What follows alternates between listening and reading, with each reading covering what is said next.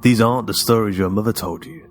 No, these are the other stories.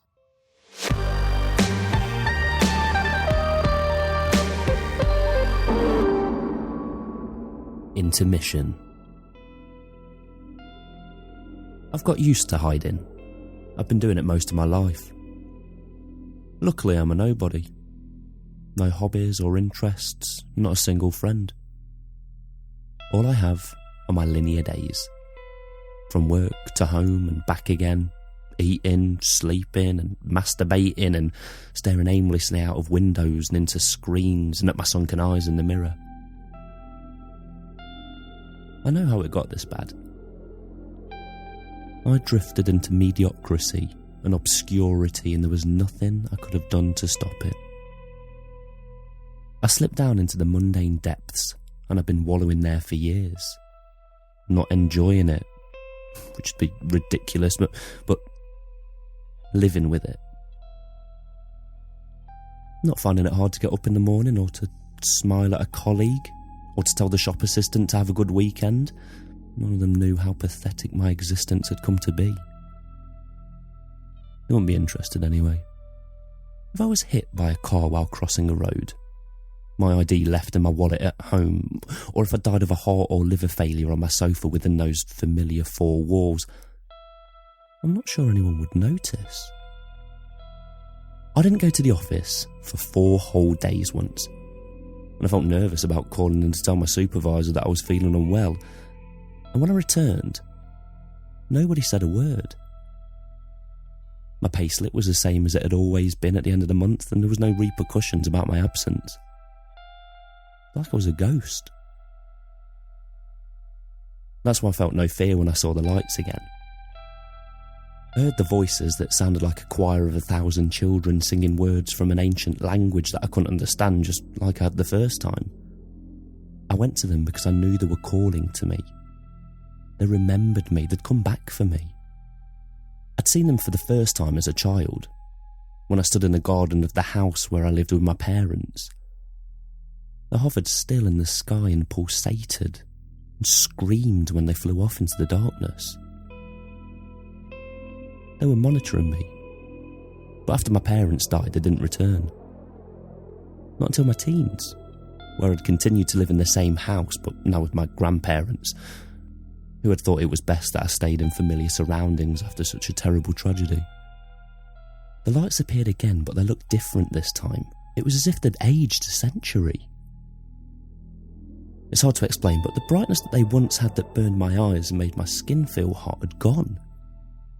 It was like staring into the eyes of an elderly person with dementia. Now what was there had gone forever and can never come back. A candle burned out.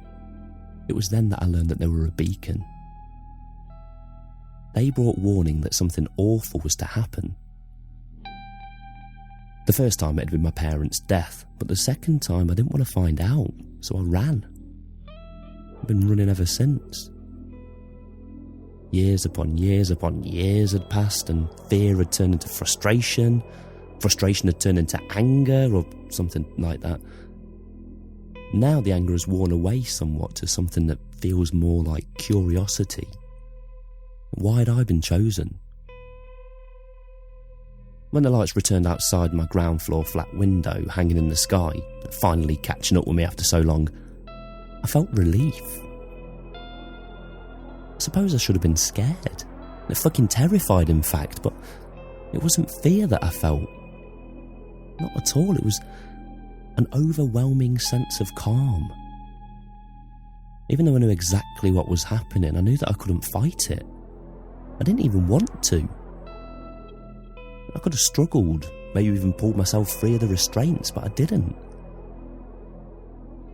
I just stared up into the milky white light and revisited a memory I often would. Although I'd usually be staring at a mould-spotted ceiling in the early morning while I did, putting aside trivial worries like what the traffic was going to be like on the way to work, or if I had enough money left in my account to pay my electricity bill. The memory was something simple. Something my mother had said to me over breakfast one morning when I was thinking about taking a knife to my wrists if I had to endure the punishment of the spiteful at school for one more day. I remember burnt toast and spilled orange juice in my lap. I love you, and I'm proud of you. You're a good boy. There was a smell of burning hair and a wet slap that sounded like a flapper's skin. It hurt a lot, and I wondered why they hadn't taken me the first or second time they came to me. I must have passed out, because when I came back to consciousness, I wasn't lying on the ground or waking up in my bed like any normal day. I was walking. Across the street, but the block of flats that I once called home had gone, replaced by a much taller white building and an oddly angled glass tower reaching up towards the clouds. I could see furniture and people within it peering out from the glass like ants in a farm.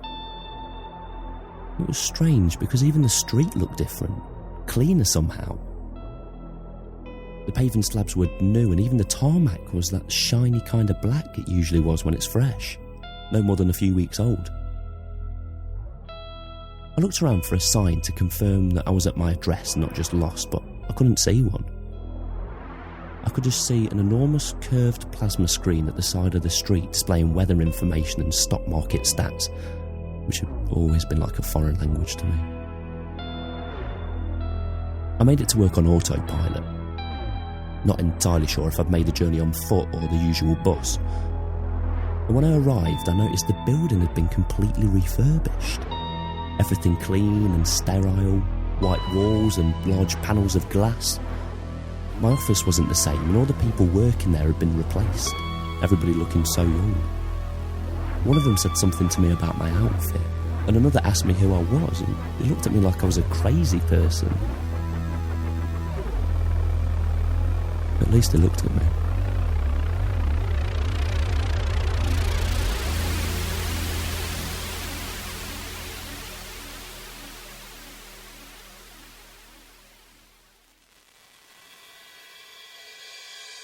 I hope you enjoyed this episode of The Other Stories. Intermission was written by Ben Errington, narrated by Joseph Maudsley, with music by Tom Robson. For more information and even a free book, head over to www.hawkandcleaver.com. Or if you'd like to support the show, we've just launched a Patreon campaign at patreon.com/hawkandcleaver. There you'll be able to support the show from as little as $1 a month, get your greasy fingers on a quarterly collected print edition of The Other Stories, and even suggest story ideas to be featured in a story yourself. So, until next time.